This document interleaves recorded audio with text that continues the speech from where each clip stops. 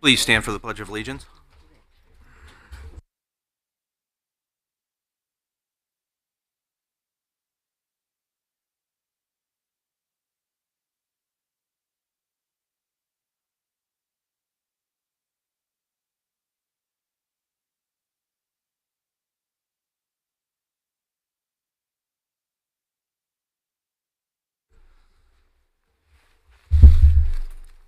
Thank you, everybody. Bear with us. We are testing out our new speaker system, so we're going to work out some kinks tonight.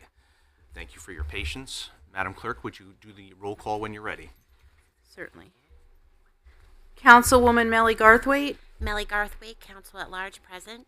Councilman Brian Laux is absent. Councilwoman Ann Heffernan. Councilwoman Michelle Coletti.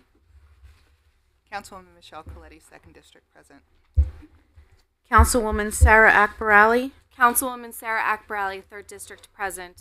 Councilman Gary Donovan. Councilman Gary Donovan, 4th District, present. Councilman Edward McMillian. Councilman Edward McMillan, 5th District, present. Councilwoman Dawn Callahan. Councilwoman Dawn Callahan, 6th District, present. Councilwoman Catherine Tucker. Councilwoman Catherine Tucker, 7th District, present. Councilman Christopher Vargo. Councilman Christopher Vargo, 8th District, present. Councilwoman Katie Muller. Councilwoman Katie Muller, 9th District, present. Councilman Stephen Johnstone is absent, and Chairman Nicholas Pascal. Chairman Nicholas Pascal, present. And we have a quorum, Mr. Chairman. Thank you very much. At this time, we will now enter into public session. The time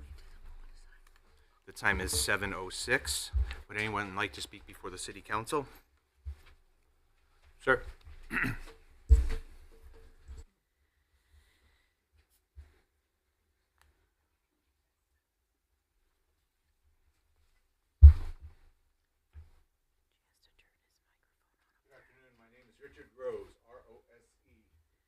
Just be sure when you're speaking, you have to turn the green mic so it's green. Thank you. State your name and address, please. Good afternoon. My name is Richard Rose. I live in the 2nd District on Marion Street. I would like to congratulate all of you who have been nominated and ran a successful campaign are now sitting here, including Melly, who's in my district, and Michelle, and the mayor, and all of you sitting here today. I am here as a representative of the arts. I understand that you are going to be putting together an arts appropriation bill. I'm not going to get into some of my bona fides. Suffice to say, I'm a lifelong actor and director, worked on Broadway, performed and lectured on Shakespeare across the world.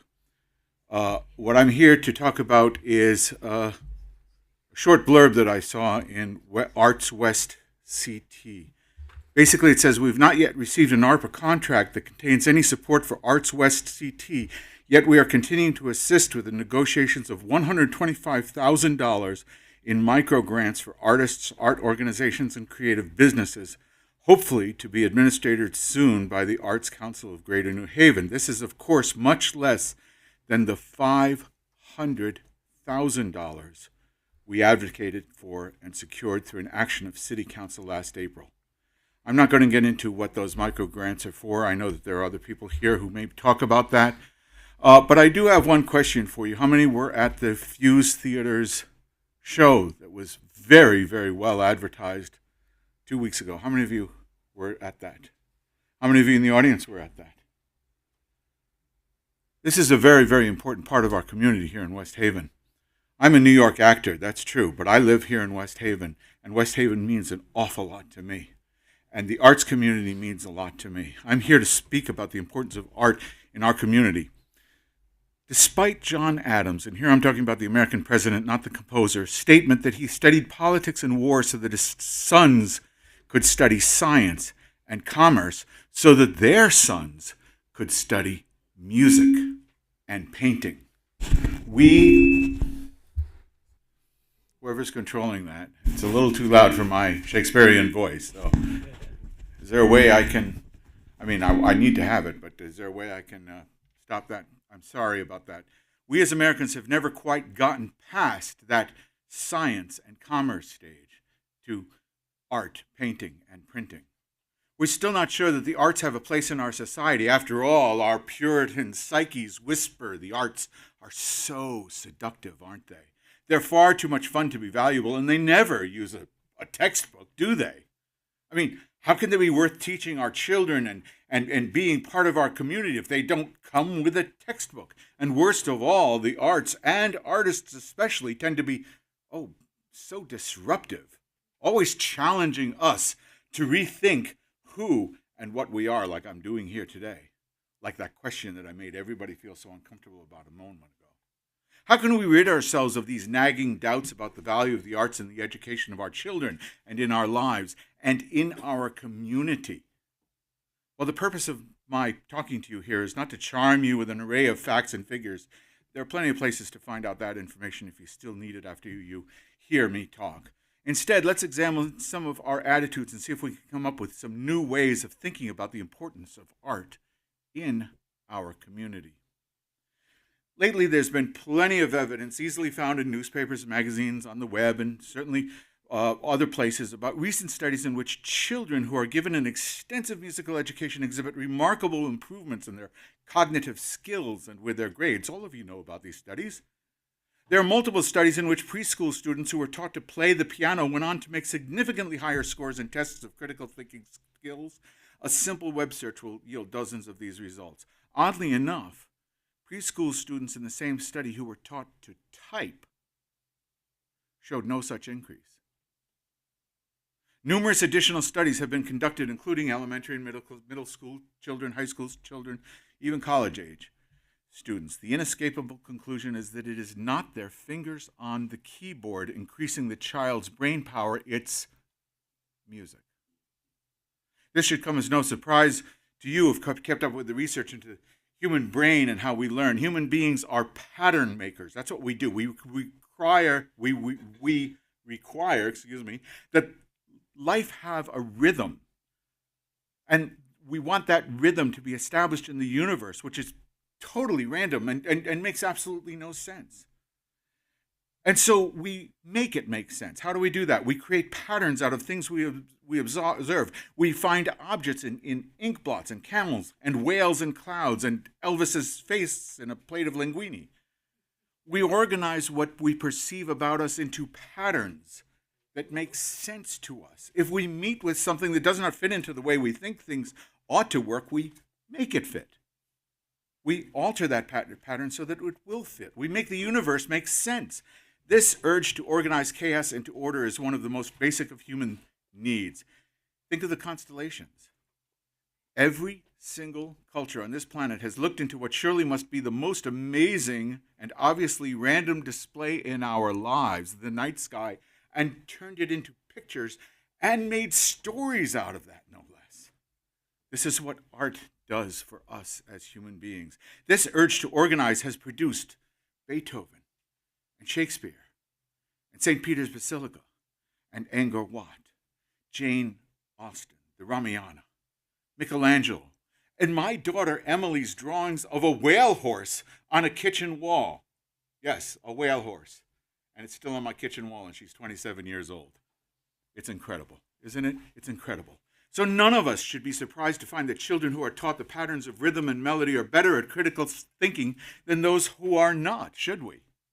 Of course, these are just the latest studies showing some of the seemingly inexplicable correlation between training in one of the arts with success in academic areas. If we ever needed a defense for the inclusion of the arts in the curriculum and in our communities and in the world around us, this is it. Just keep music and art in our schools, we can say, and those elusive test scores can be ours. Keep music in our communities, and suddenly our people are more knowledgeable and better voters.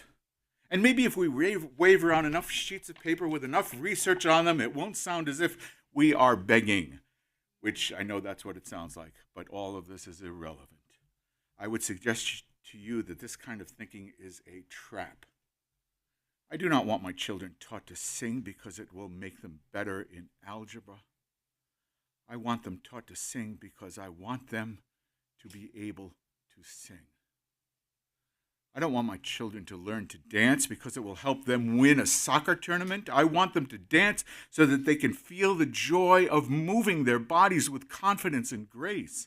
I want my daughters to know the inescapable triumph of recreating another human soul on stage. I want them to know the solace of Mozart's Requiem, the agony of King Lear and Oedipus, and the majesty of the Taj Mahal, or the beauty of this very building.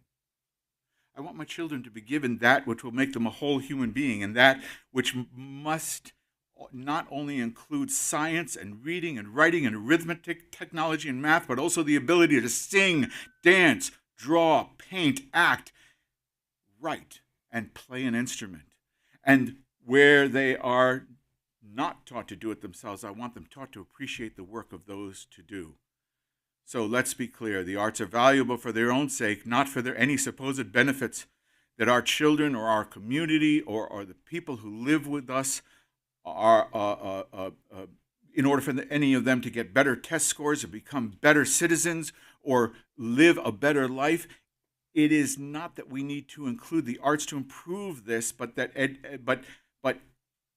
I posit to you that those results of being better children, better citizens, better community is incomplete. Arts, we cannot rescue the arts from their second class status if we project the idea that their only worth is to support the first class.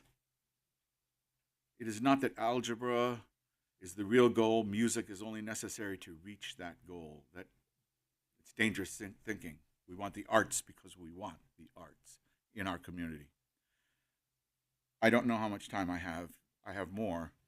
May I continue?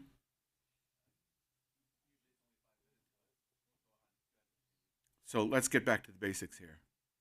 There are people who will say that our communities cannot afford such frills as art and music as Eleanor here hears all day long, constantly.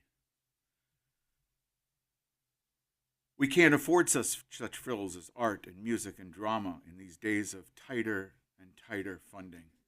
They will say that not only is there not enough money, but that the focus of our time spent improving our community is way too important to be wasted on these fripperies. No, they say we need to concentrate on the basics. I'm sure you've heard this over and over again, right? So let's take schools as an example. Basics, reading, writing, arithmetic. Our children, they need to improve those test scores. None of this frivolous playtime stuff. In our communities, none of this frivolous stuff that money should go to. Police departments and fire departments and buildings inspections, that's where our money should go to, and I'm with you on that. But the arts are just as important as that kind of stuff. It's not just frivolous stuff that keeps...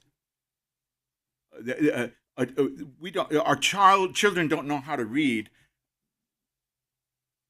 Let me back this up. A child who doesn't know how to read certainly doesn't need to be wasting time in the 5th grade operetta. That's what we say.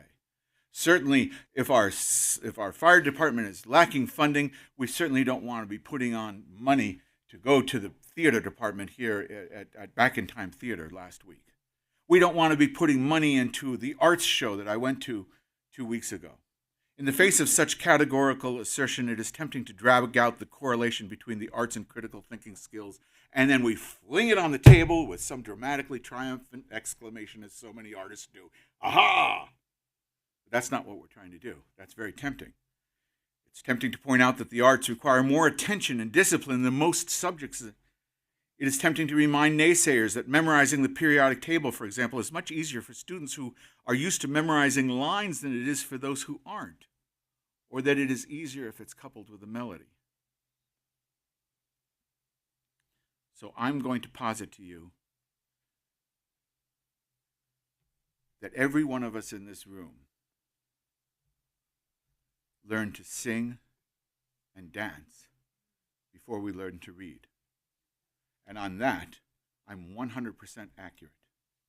I don't think I can point to anybody who can say, no, not me. No, not my children. Before an alphabet was even invented, people were singing and dancing in their communities. So when anyone says we need to get back to the basics, we should say, let's do it. Yes, let's do it.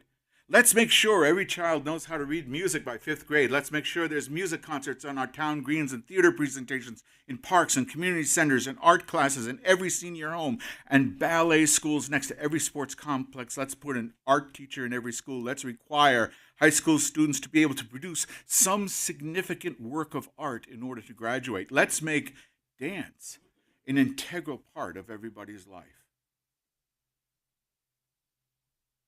I do believe that as artists, we often say that the purpose of art is to mess with the audience's mind. That's a fairly amusing way to say that our belief that an audience should look at, hear, or watch our art is so that we can be changed in some way. That doesn't mean we must present in-your-face, belligerent art, although we have on occasion. It means that when we produce the thing that is not and offer it to you, something that should happen inside of you that makes you different from what you were before, that is what art is all about, and that's what we should be doing in our community. That's the purpose of art. We want to have the experience and worth of what the fine arts has to offer. We have to accept the risk of the inevitable ambiguity, of the inevitable dissent, and the inevitable challenge to ourselves, because that's what our communities should be about. And that's what I want to see West Haven be about. And you know what? Being able to discriminate in the face of ambiguity, being able to hold two different ideas in one's head at the same time, being able to resolve our own cognitive dissonance over some issue that challenges our view of the universe, aren't those, well, sort of what critical skills are all about? And isn't that what we want our constituents to be? Critical thinkers involved in our community. And with that, I would please ask you to reconsider your financing for arts here in West Haven. I can talk some more. I can give you some more information if you want. I'm easy to reach. Eleanor now knows how to reach me. But please, stand on the right side here. I want to get more involved in the arts here, so please let me. Thank you so much. Mr. Rose, thank you for your well-worded comments. Thank you very much. You're welcome. Would anyone else like to speak before the City Council? Please.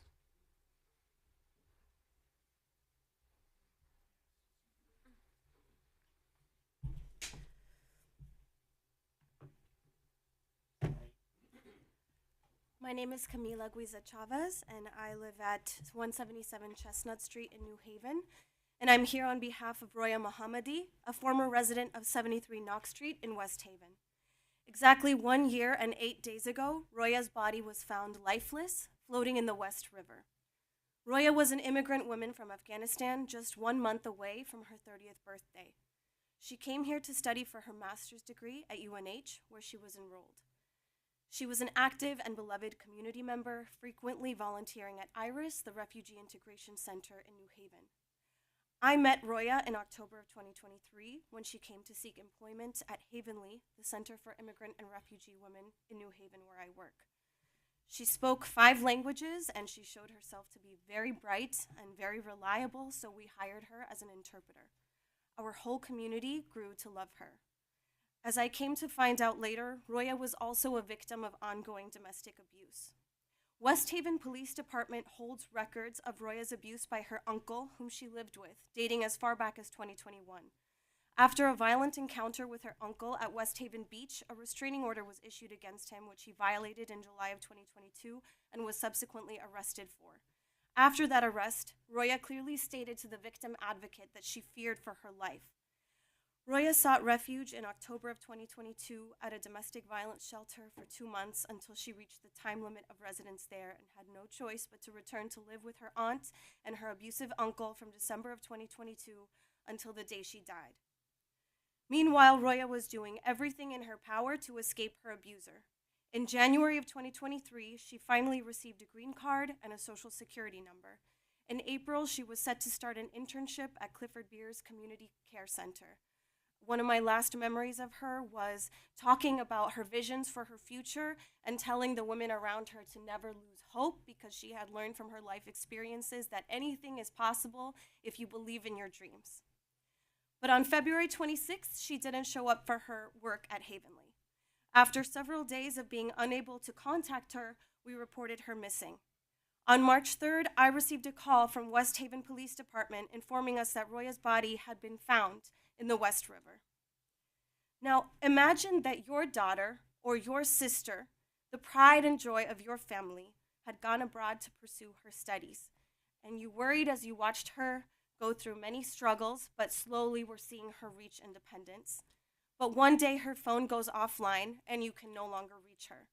Then you find out that she was found dead in a river and no one can confirm the cause of her death. You call and call the phone line of the detective in charge of her case. You send email after email and you are met with silence. That is the horror that Roya's family in Afghanistan had to suffer for 8 months. I'm here today addressing you all at the council because it took 8 months for the West Haven Police Department to contact Roya's immediate family in Afghanistan for the first time. Family who had made repeated attempts to speak to the police. I saw them, I saw the emails. It took the police 11 months to secure a Dari interpreter to conduct initial interviews with her immediate family.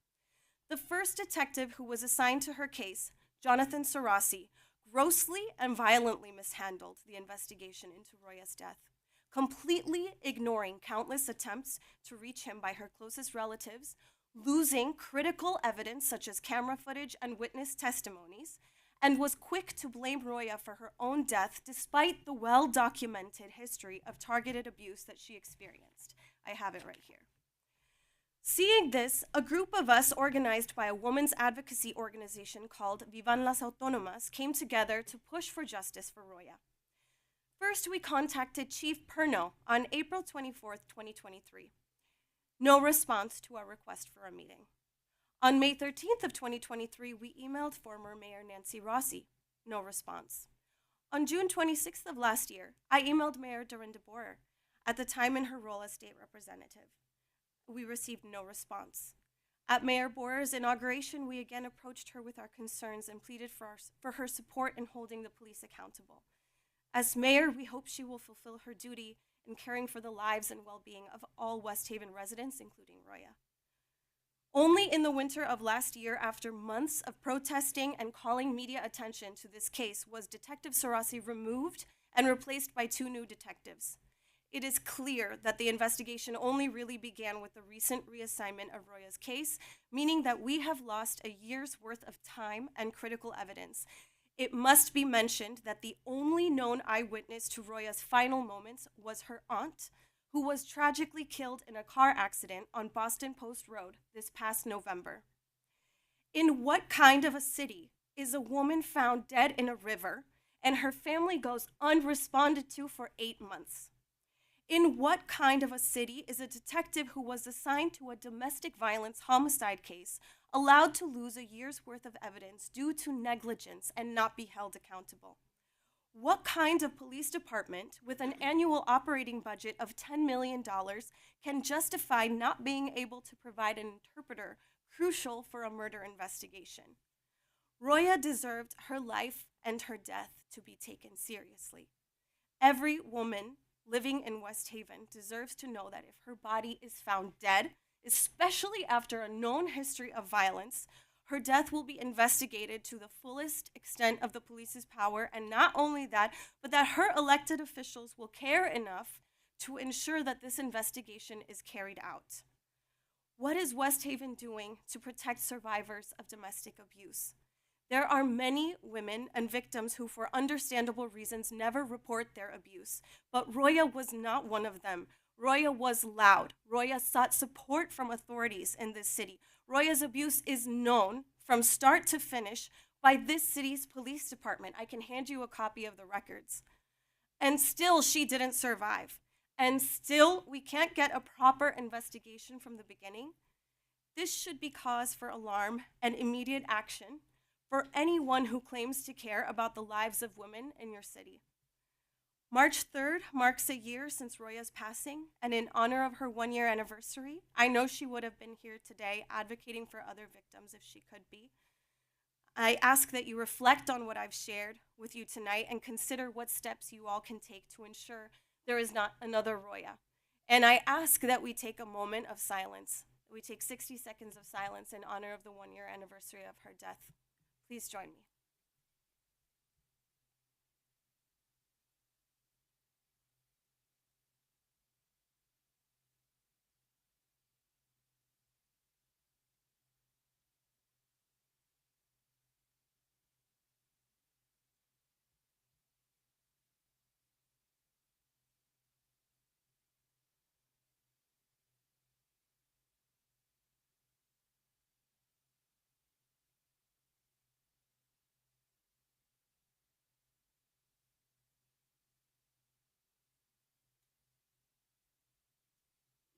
Thank you.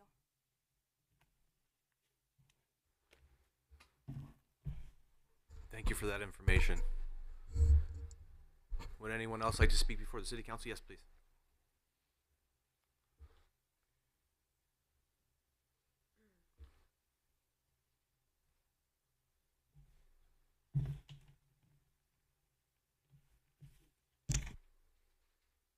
I would just like to send my condolences to the family. I too am a survivor of domestic violence. But I'm here tonight because of... Miss, name and address for the record. I'm sorry. very sorry. My name is Natalie Nzero. My mailing address is 59 Hines Street, apartment 6 in West Haven, but I am currently homeless at this time. And have been for quite some time.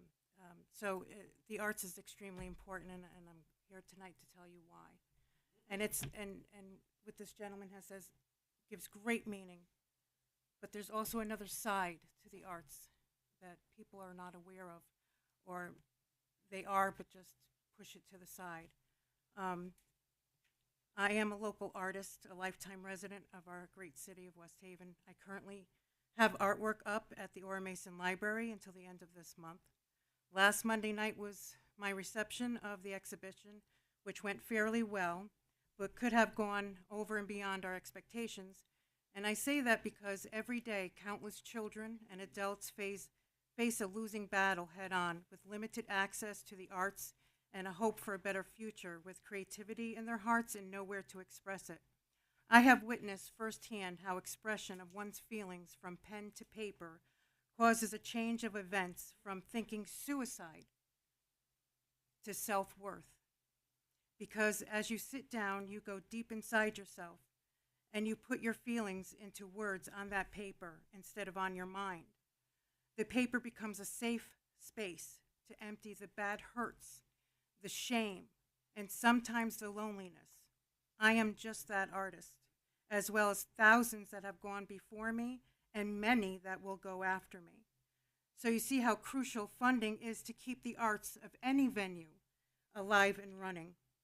Think of how many lives you can save and change for the better just by allowing yourselves to change the narrative of past perspectives and really see what an impact expression can be to that struggling artist. Remember, we can't reach for the stars if we don't have a helping hand. At the Art West Connecticut, they're working to change that. They are a nonprofit organization under the direction of Eleanor, who has been dedicated to changing the lives of artistic adults and children all over West Haven and surrounding areas.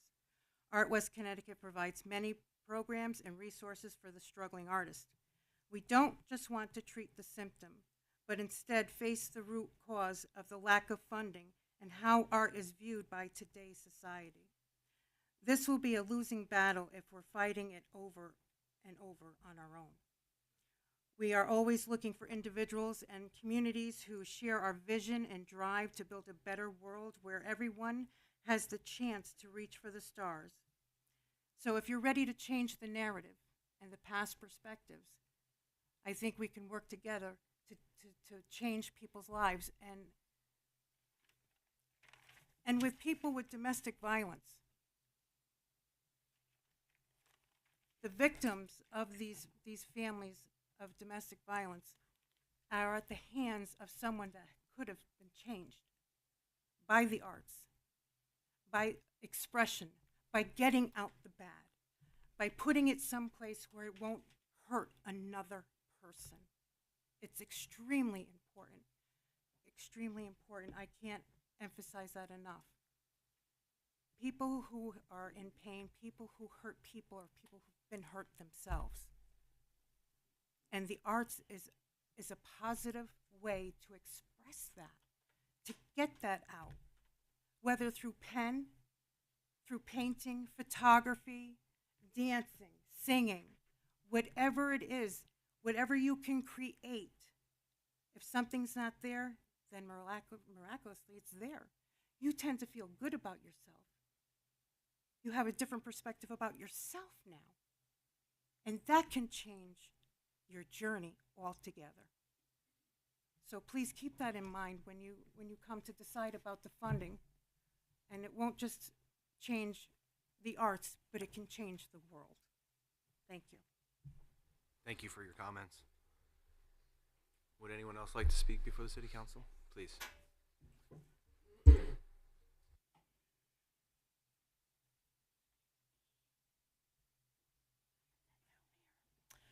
Hello, everyone. My name is Vanita Lambert, and I'm a resident at 33 Sanford Street. I've been there since 1988. Okay, I'm here for a few reasons. Let's get these glasses off. So the first one is I'm also an Access TV producer, and I'd like to ask everyone on March 14th if you can vote for bill number 5446.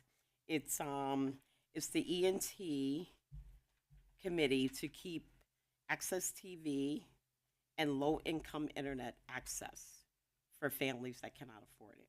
It's going to be held in Hartford at 10 o'clock on Thursday the 14th. So that's the first thing. Okay, the second thing is I am here to talk about the damage on Sanford Street and information that I received. Okay, so on August 21st, at this time, Robin Hamilton was our councilwoman. And we have been talking with all the neighbors. We have like a group email going, and she was really good in keeping in touch with everybody. And she asked me for some pictures of the flooding on Sanford Street where I live. And so I supplied her with those pictures. 2 weeks later, or a couple weeks later, she did a group text, and she said, the Office of Climate Planning is pleased to share that the City of West Haven has been approved to receive a grant from Deep Climate Resilience Fund for $669,900 to support project designs for reducing flooding in the Sanford Street Basin and Stormwater Authority feasibility. And it goes on. And this is on August 21st. So let me just backpedal a little bit. In 2018, where I live, my house is up pretty high. I'm the fourth house on the right. And there's a drain right in front of my house. And then I have a raised ranch. At the back door, there's a drain. I believe, and I'm positive that I had two Robin Hamilton and Tom McCarthy in my home at the time. The water was backing up from the street, backing up into my back door, into my home. I submitted a claim. There were over $10,000 in damage. So I submitted a claim to the City of West Haven. I wasn't granted a single penny, and there was some loophole that said something like I had never complained about that problem before. So backing up to 1988, we never had that problem. I mean, that was the first time that it had flooded and gone into my home. And I still have the paperwork that I submitted the claim in 2018. So now let's fast forward a few years. It's still happening. Every time it rains, you cannot drive your car down the street.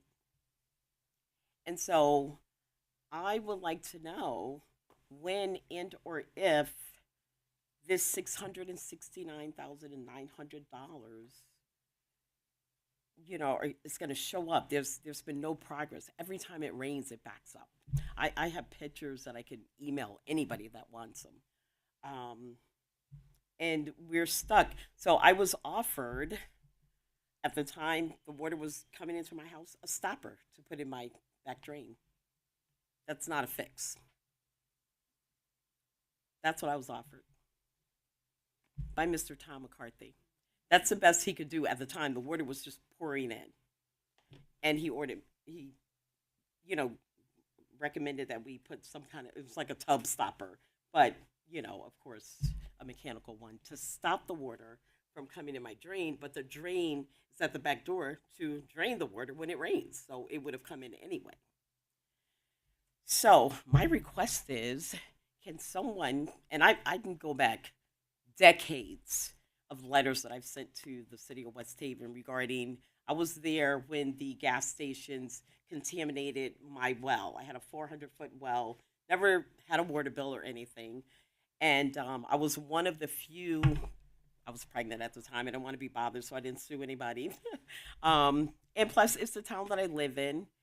And, I wrote letters where, it took me over a year or so, because I'm a little bit of a hellraiser. I can be when I need to be, about when they repaired everything. There were patches all over our street. So I had to fight to get it paved back to the way it was. And they dug up all of our yards, obviously, and things like that. So anyway, I don't want to go through history too much, but I've been there a long time. So I would like to know what and when is something going to happen to stop the flooding. If someone can please get back to me with that information. If so, who? Sorry, I couldn't. Who am I talking to? I'm looking at everybody. My mic I'm sorry. If you could just leave your information with Councilman McMillan, and then he'll get it over to us, and we'll do some research on that for you. Will do. Yeah, most of us are new, not sure on the grant, but we'll definitely research. I'm sorry, most of you are new on the council. New? Oh, I can update you. We need to have a meeting at my house. But yeah, no, we will definitely research it for you, and we'll get back to you. Okay. All right. Great. So I have one more issue that I'd like to bring up. When I moved here back in 1988, it was just so nice and clean. Now Daytona Street runs parallel with Post Road, and Sanford Street is off of Daytona Street. They dump tires, couches. There's milk cartons. I've seen people drive through and just throw their McDonald's bags out on our street. And, we need to either, A, have someone come by and clean Daytona Street on a regular basis. B, have the people with the empty lots who buy empty lots and move to wherever, have them accountable for cleaning their own lot. Or, find them. I've written letters. I could give you guys some information. There's a paper trail for everything I'm talking about, but you're new. It doesn't matter. Have these people accountable.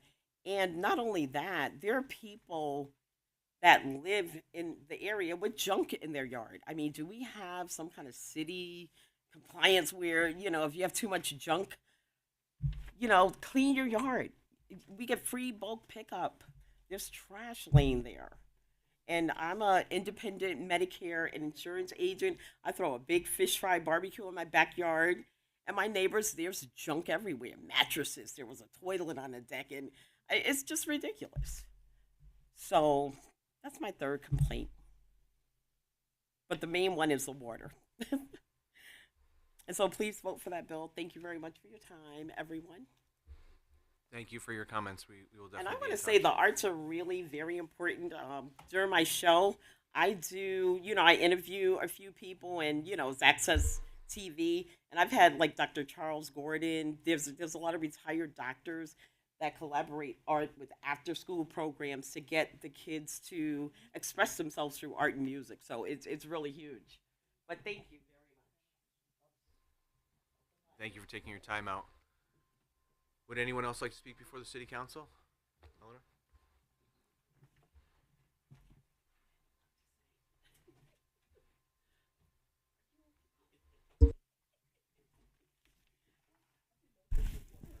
Hi, Eleanor Slamba, 18 4th Avenue.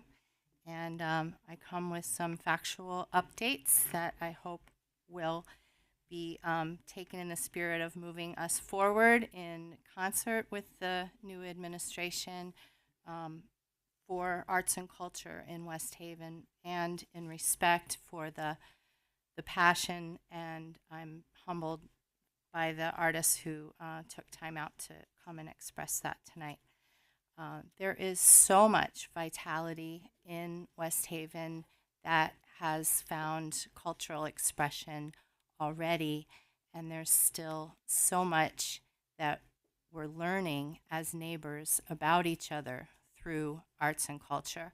A couple weekends ago, we saw a mystery author with a book signing who completely sold out of the copies at Break Wall, a restaurant that has committed to the arts by having often frequent live music performances.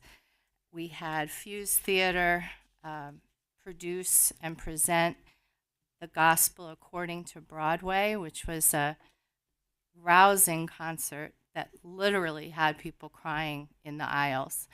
Full houses for 2 shows that afternoon at Music Back and evening at Music Back Then Performance Theater, a Black-owned, artist-owned venue that we're so fortunate to have in West Haven. And you've heard one of the owners of that venue come before you at previous evenings. We had the JMT's Wood Shop. This was all on the same day, doing a vendor event that was well attended and inspiring at the Italian American Club, another wonderful venue. And we had Tyler Newkirk, who's now open for a spring showcase that hasn't happened in February prior to now, where coming on his 10th anniversary, he feels there's demand to start opening for additional weekends. And all of that paints a picture of an incredibly lively scene. As an arts service organization, Arts West CT is dedicated to promoting all of these things and to helping people know about them. We know that our newsletters do help to do that, and our social media, because we do hear it. But we also provide kind of a matchmaking and technical assistance piece that I don't think a lot of people know about. Even people very close to our organization have told me recently, I'm starting to catch on and see the value and the benefit. And so I just thought I'd give you a few examples when we have our doors open for office hours, when people know that they can reach out with ideas. This is the kind of stuff that emerges and bubbles up from the community. We had a very well-established visual artist who's had work collected by Yale. Her name is Clara Nardi, who lives in West Haven, inviting us to her home for a studio visit to discuss getting more connected with the local community. We had a theater company who needed a videographer because they didn't have anyone to capture an archival record of all of their hard work. And then we had a videographer pop up and say, I love what you're doing and I want to donate my services. Is there anything that I can shoot? So we're able to put them in touch in a very short amount of time so that both were able to benefit. And that was a pretty satisfying match, if I do say so myself. An autistic 17-year-old who makes cigar box guitars wants to offer a workshop to families on how to do that. He's getting his a badge in Boy Scouts for that. The West Haven Early Childhood Council wants info on how parents can prepare this year for Make Music Day. The West Haven Prevention Council wants to get the older kids involved this year in Make Music Day as a positive pathway for pro-social activities and skill building. Had a skateboarder and designer wants to organize a workshop on the importance of injury prevention by involving young people in customizing and personalizing their helmets. Obviously there's many departments. We have a whole ecosystem of civic organizations and very strong and proactive departments such as Parks and Rec. The technical assistance that Arts West CT can provide is helping point people in the right direction and often just giving some helpful tips and places to get started. there was a greeting card maker who wanted to understand how our farmers market works so that she could have a table there. That's economic development or economic activity, at least at the very micro level. But sometimes these things are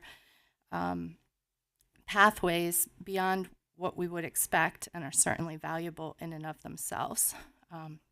Student filmmakers from UNH wanting visibility for their latest work about substance use recovery, and an emerging visual artist who had never shown work being included in our most recent exhibition, and that was Natalie, whom you heard from, and had no idea when she responded to the newsletter and asked about getting involved in the visual arts program at Ora Mason Library, how many, you just never know how many challenges people are facing and how important the connection part of the arts can be for people.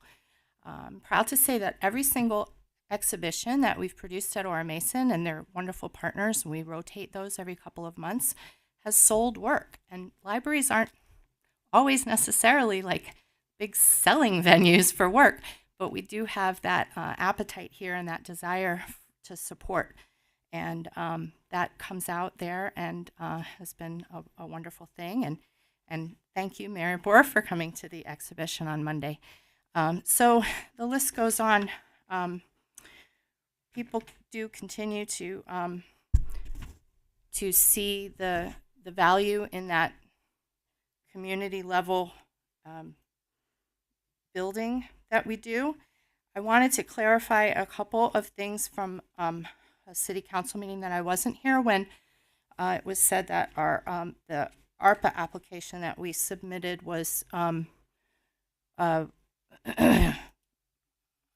unsuccessful or didn't go forward because we weren't a not-for-profit, or a 501c3 rather. The strategic decision was made to keep our fiscal sponsorship under the Arts West CT, under the Greater New Haven Arts Council, because the rules of the road in the RFP that we responded to, and as we understood for all of ARPA, was that it had to be on a reimbursement basis. And so even as a 501c3, we wouldn't have necessarily been able to put the money up to get reimbursed, whereas the Arts Council was very happy to step in and provide that to make some things happen here. So I'm very grateful to them, and also grateful if some of those restrictions have been lifted and we're not necessarily going to proceed on an only reimbursement basis yet any longer for the ARPA funds. But I will say that at the time, that was a hard, firm thing that we responded to and adapted to. And and that was a big part of why we structured that application the way we did. The 7 cents on the dollar fee that the Arts Council charges in some ways can be seen as a small price to pay for the level of transparency and traceability and built-in expertise that they come with. And I think there's growing agreement about that, and we're certainly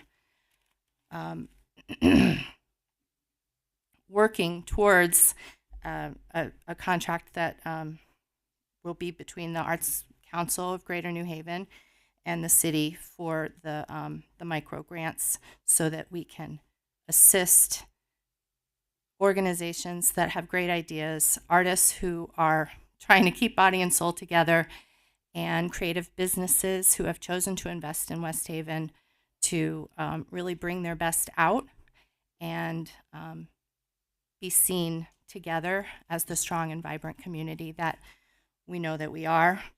When, at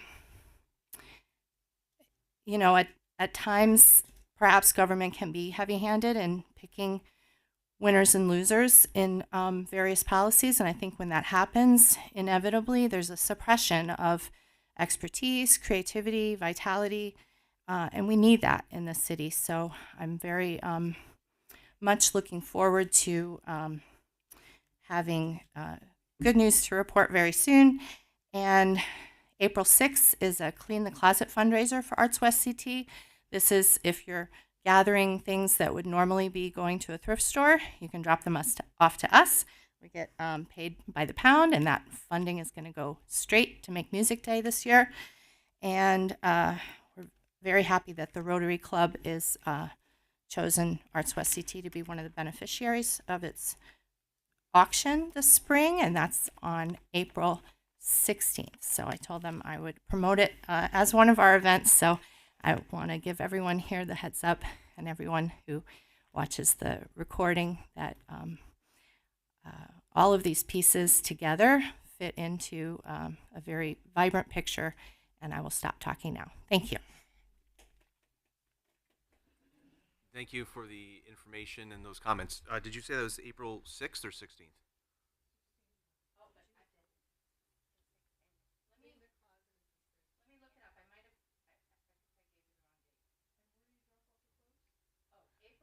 Eleanor, come back up to the microphone just so it's on. Thank you. Thank you.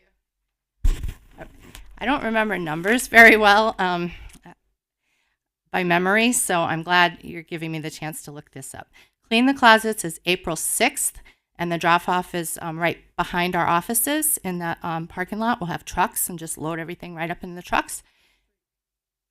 377 Main Street is our office. Yeah, so that that municipal lot between Center and Main. And forgive me, the Rotary auction is April 27th, Saturday, April 27th in the evening from 6 to 10. Okay, thank you. And thank you. Thank you once again. Would anyone else like to speak before the City Council? Gail?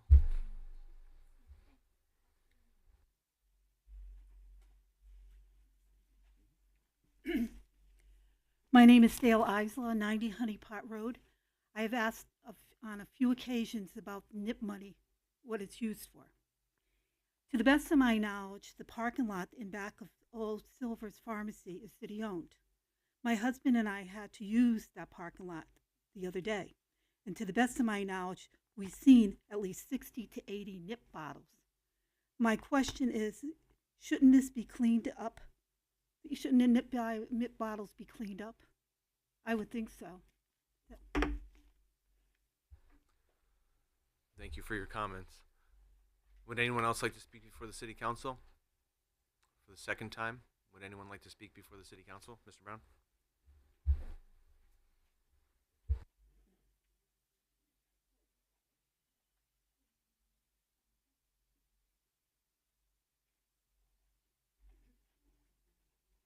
Fred Brown, 100 Smith Street.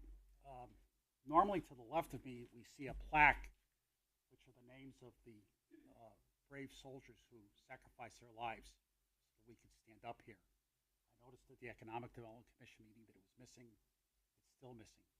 I hope it will be returned. Thank you.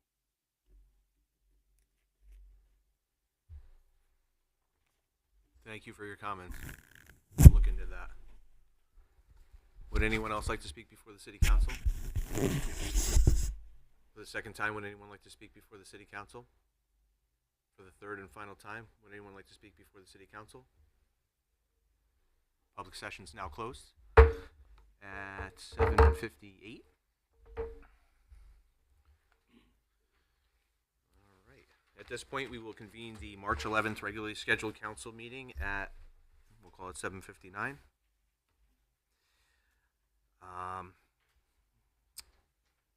Ms. Mayor, would you like to say a few words?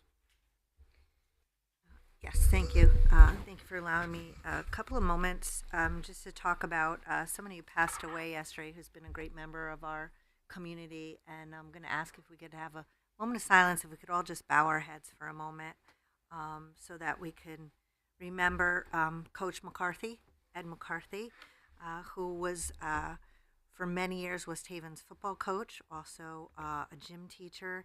He's a valued member of our high school athletic department.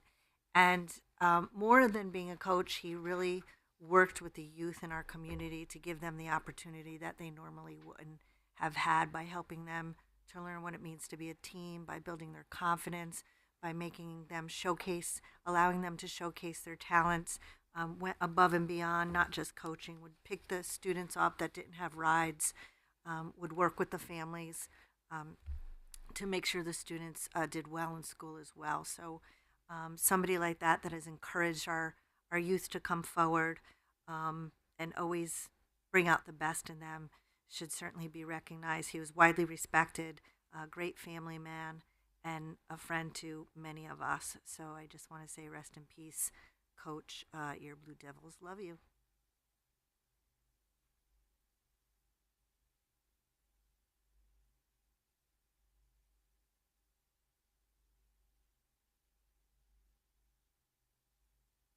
Thank you. Thank you, Mayor Boer.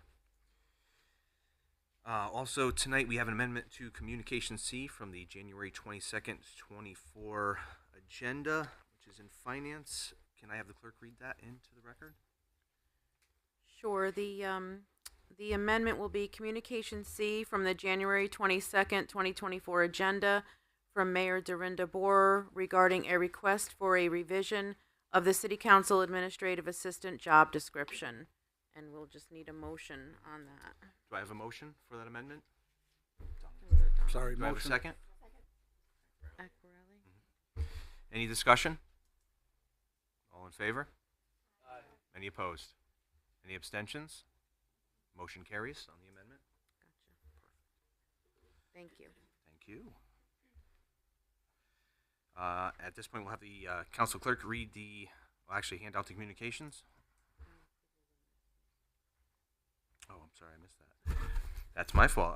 We're going to have a motion. We're looking for a motion to approve the Journal of 2/26/24. So moved. Thank you. Do I have a second? Second. Any discussion? All in favor? Aye. Any opposed? Any abstentions? Motion carries. Now we'll have the council clerk hand out the communications when she's ready.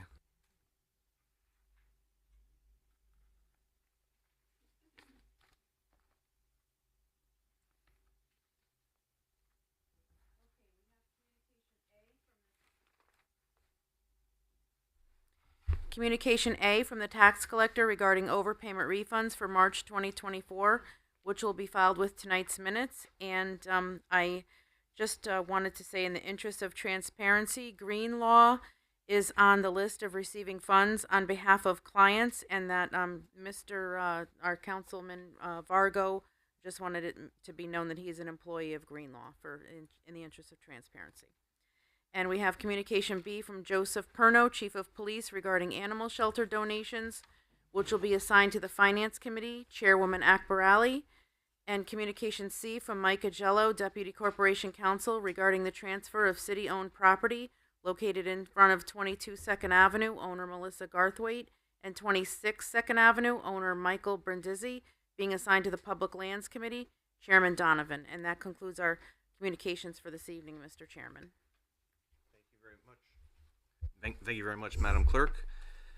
We will recess into committee meetings at 8:02. On the agenda is council as a whole. There is nothing. So we will go to Finance Committee, Chairwoman Akbarali.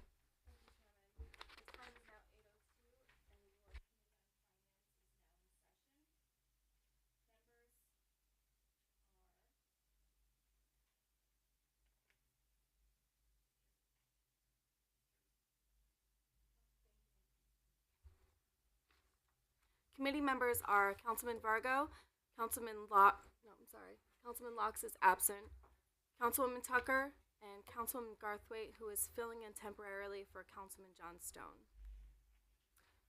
The first order of business is Communication B from Joseph Perno, Chief of Police, regarding animal shelter donations.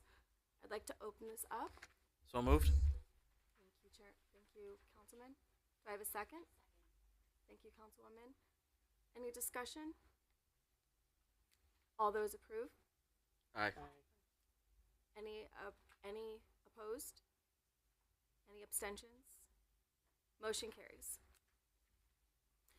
Communication C from the January 22, 2024 agenda from Mayor Dorinda Boer regarding a request to transfer the City Council Administrative Assistant position from the City Council budget to the Corporate Council budget. I'd like to open this up favorably.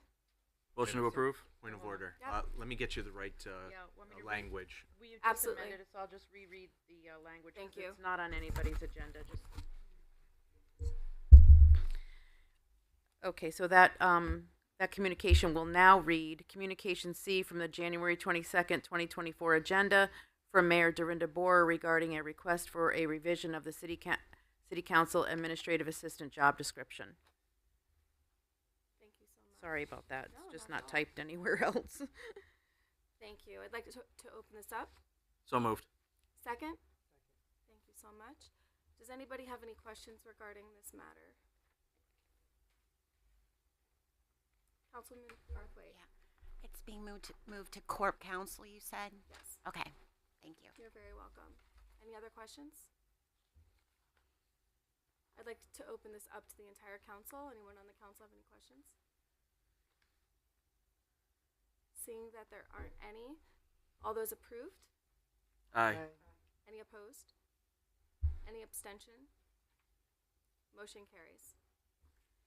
The time is now 8:05 and your committee on finance is now closed.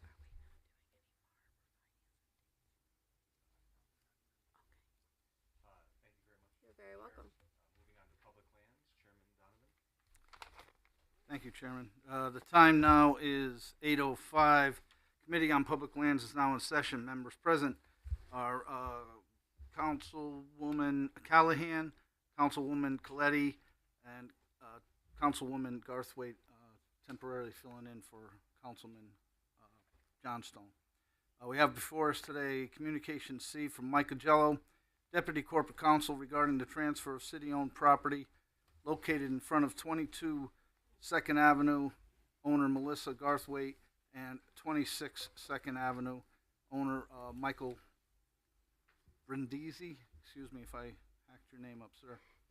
I'd like to open this up for discussion. Can I get a motion to open up for discussion, please?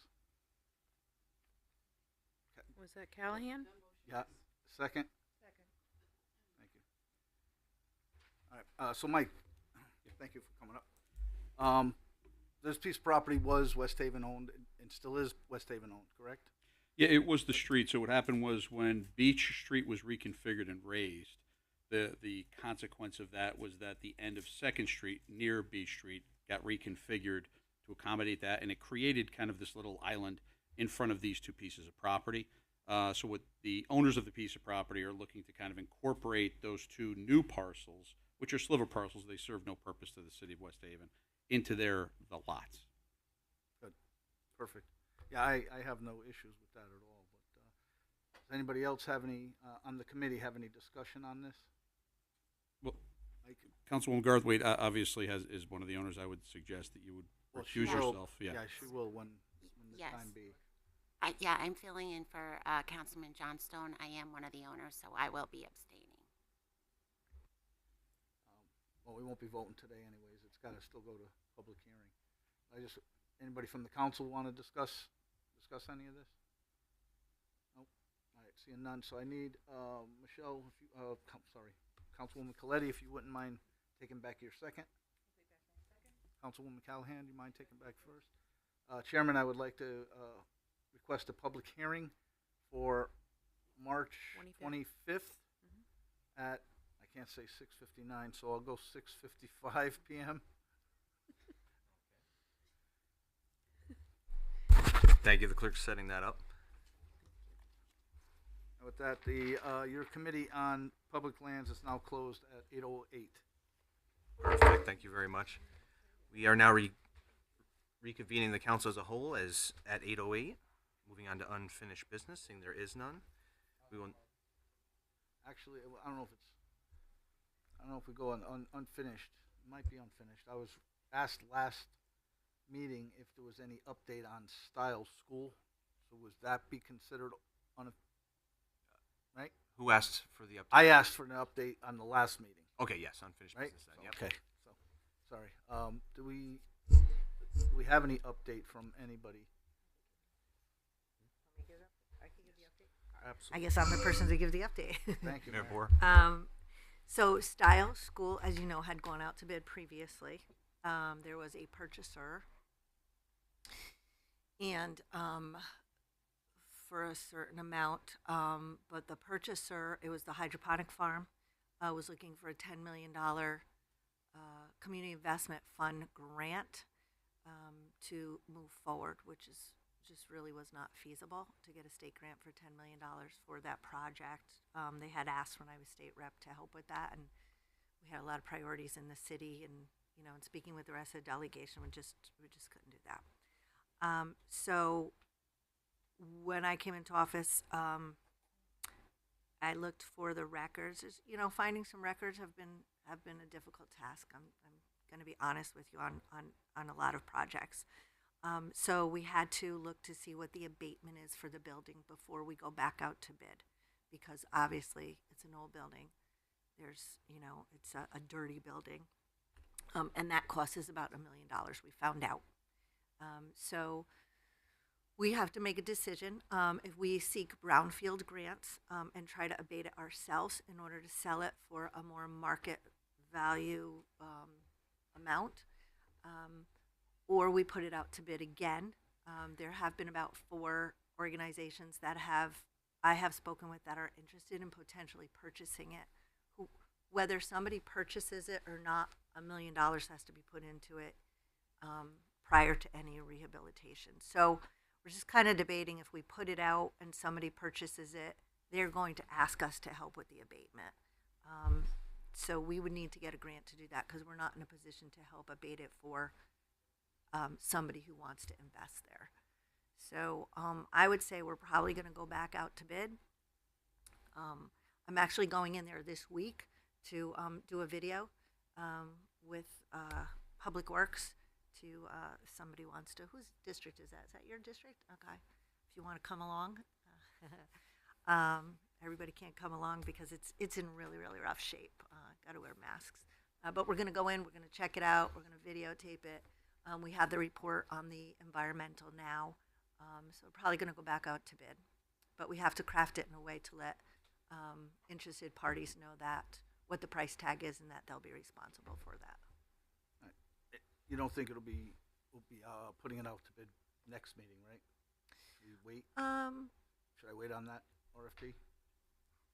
I have to talk to Ricky Spryer because there's certain things I want to put in that RFP, and I want to make sure that we can put it in the RFP. Okay. Yeah, I don't want to jump the gun. No, that's okay. Clearly it's on our radar. We have to do something with it. Our other choice, obviously, is to knock it down. We know it's a historic building, but sometimes you got to look at the price to rehab versus knocking it down, and then what do we do? So a lot of conversations about Style School. Well, thank you very much, Mayor. Councilman Vargo? Mr. Chairman, if I could just follow, Mayor, has the issue with folks gaining access to that building been remedied by West Haven PD? Yes. You may have noticed about a month ago you drove by at night and all of a sudden the lights were on. So we sent PD in there to clear the building. There was a window in the back. Well, a lot of the windows are broken, obviously. But there was a window on the ground floor that I think people were getting in. So we had PD clear the building, and then we had Public Works go in there and secure it so that no one else could go in it. So, but I'm bringing Public Works in with me this week. You all set, Councilman? Yep. Anybody else from the council have any questions? Oh, it's out of my committee, correct? Yes. Sorry. Anybody else have any questions? Wow. Okay. Any other unfinished business? Okay. At this point, we'll move on to committee reports. Madam Clerk, would you please read Communication A, overpayment of refunds, into the record? Sure. Communication A from the tax collector regarding overpayment refunds for March 2024, which will be filed with tonight's minutes. Thank you, Madam Clerk. All right. First up for committee reports is Chairman Akbarali in Finance.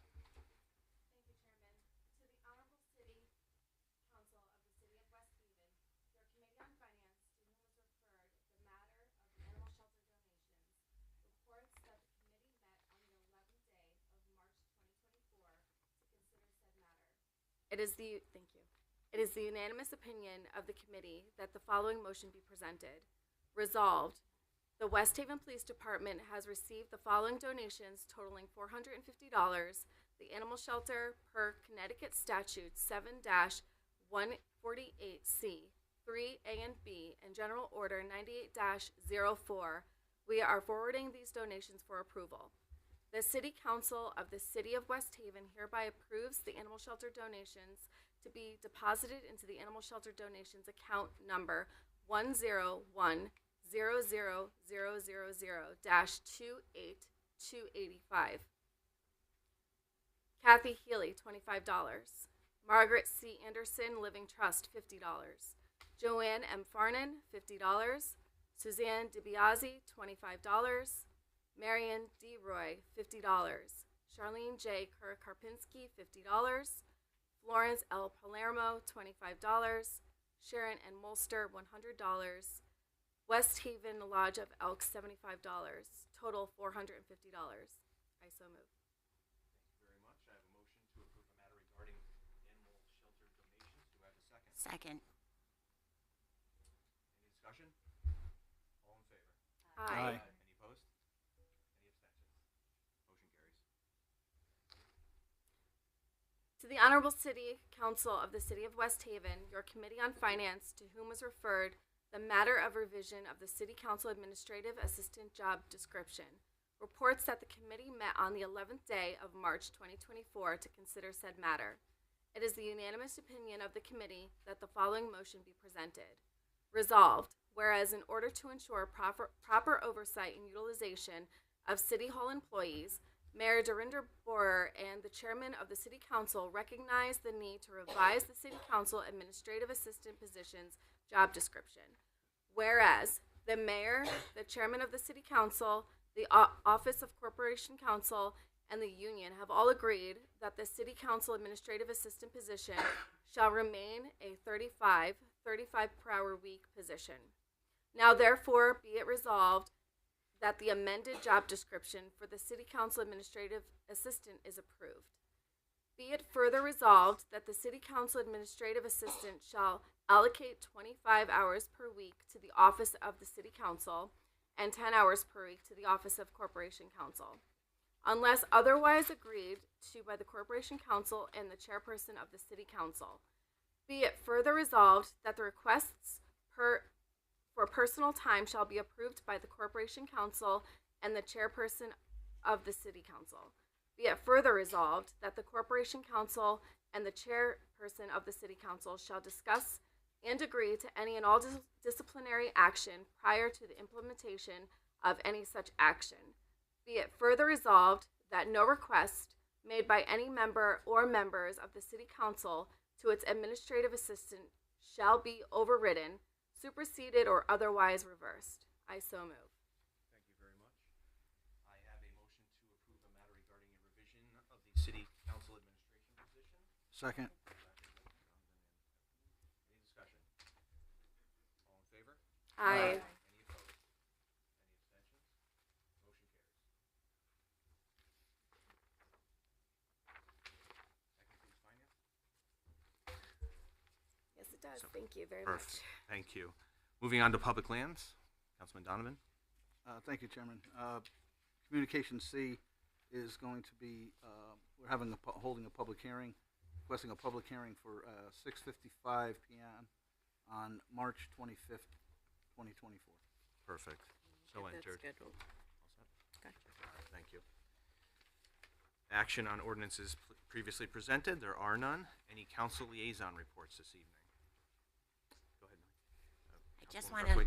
I just want to remind everyone that we have the bottle and can sort on Saturday, 9 to 12, West Haven Animal Shelter. Yeah. Okay, Saturday the 16th. Thank Saturday. you very much. Any other council liaison reports? Councilwoman Coletti? From Economic Development, Mayor Borer, I don't know if you wanted to say a few words. Mayor Borer is working with the Economic Development Commission as support on a small business forum. I'm not sure if you wanted to give some details on that date as well. Sure. So we are going to have a small business forum on May 4th May the 4th be with you. Councilwoman Coletti penned that. And we're going to be inviting our businesses throughout West Haven to come to the high school. And we're going to have a number of different organizations and agencies there which are going to educate our small business, not just our small business, but our business owners on all the programs that are available in the city, because I'm not sure everybody knows about all of them, including loan programs, grant programs, energy audits that are for free, training programs that you could get funding for from the state of Connecticut. So it would be a good forum to be an educational forum for our businesses, because we want to help them and support them and share what resources are available, not only at the city, but at the state and the federal level as well. And the Economic Development Commission is going to partner and help run it with us. Thank you, Mayor. That's it for me. Thank you, Chairman. You're welcome, thank you. Any other liaison reports? Seeing none, moving on to new business. Councilman Varga. Thank you, Mr. Chairman. Following last week's or 2 weeks ago's meeting, when Mr. Voss stood up at the podium and discussed the issue with the tinting of windows for businesses and the advertising, and we discussed it at new business, I did look through the ordinances, and I was in contact with the mayor's office and corporation counsel's office. And I think we all agreed that there are no ordinances on the books relating to that matter, but there are a number of planning and zoning regulations that are on the books. And the mayor has issued a memo to Chairman Suggs asking for P&Z to review those regulations, make sure that they make sense, that we can apply them across all the various business districts that are in the city. And I think at this point, there's really nothing for the council to do. Let them do their job on that end, and if we need to supplement or enhance it through an ordinance, we could take that up later. But I think right now it's more properly in the hands of planning and zoning. Thank you. Thank you. Any other new business? Can I just add to that? Thank you for, you had great input on that, and it is in the hands of the P&Z. I sent something to Chairman Suggs asking the P&Z Commission to look at, there seem to be some inconsistencies with the business district versus the village district versus the shoreline district regarding obstruction of windows, and then nothing really on other sections, right? Like maybe the Boston Post Road or so. They're going to take a look at bringing some uniformity to the regulations on obstruction of windows, which not only includes tinting, but handmade signs, large advertisement signs, metal things during the day. But in addition to asking them to look at the regulations, I also asked our zoning enforcement, to walk the business district in the center where there is a zoning regulation related to tinting windows on the books. And they did an educational tour to let those businesses know that there is a regulation and what that regulation is. So in 2 weeks, they will be going back and walking the business district again and now looking for compliance. We felt, in fairness, we didn't want to give a fine or a violation because some folks that open their businesses might not know. So it was made better sense to do an educational tour. Now everybody knows, and we'll go back and hopefully everybody's compliant. All right, thank you for that update. Is there any other new business? Sure, go ahead. I have one thing, but I'll do it at the end. You want to do it? Nope. Okay. You first. All right. So first of all, I just wanted to, the only opportunity really to address some of the comments tonight are through new business because we're not allowed to respond during public session. So I just want to address a couple of things.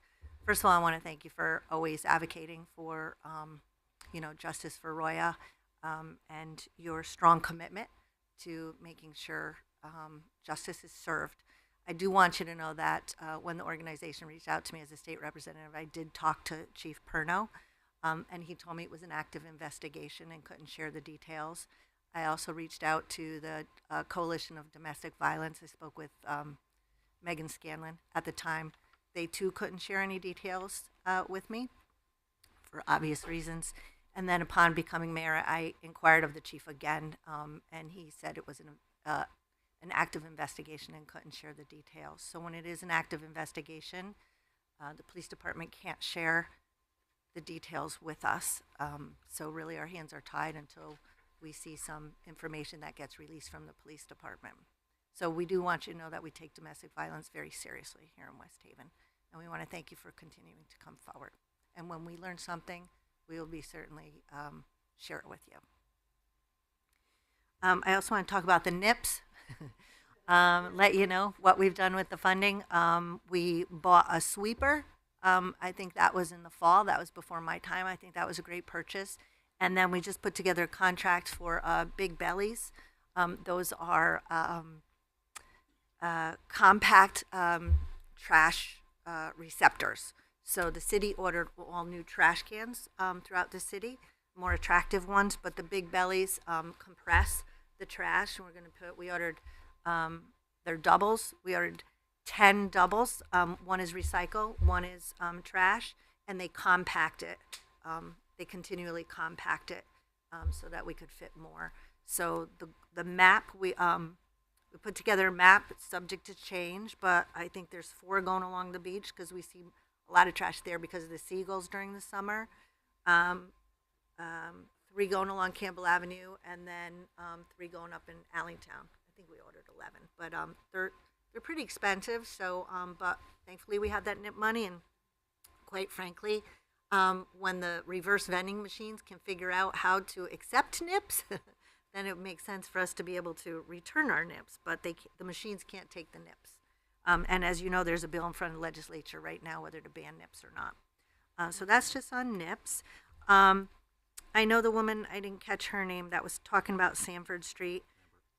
What's that? I think it was Lambert. Lambert was her name, or Lambert?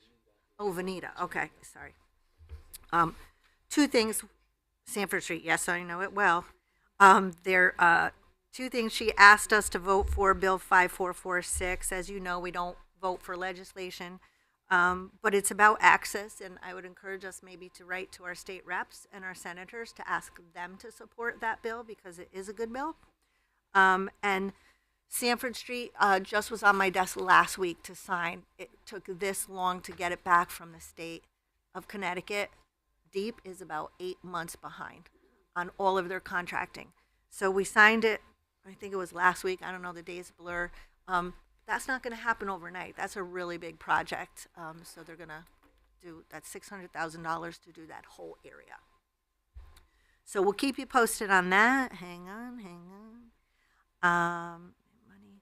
Oh, and then the arts. So I just want to clarify on the arts because I think sometimes there's some misconception out there. And so I want to be clear. So this council allocated funding for the arts. It was $500,000. $400,000 was for a contract that Mayor Rossi had put together with the Greater New Haven Arts Council. And yes, it was going to be a 7% fee to administer the arts in our community, arts and culture in our community.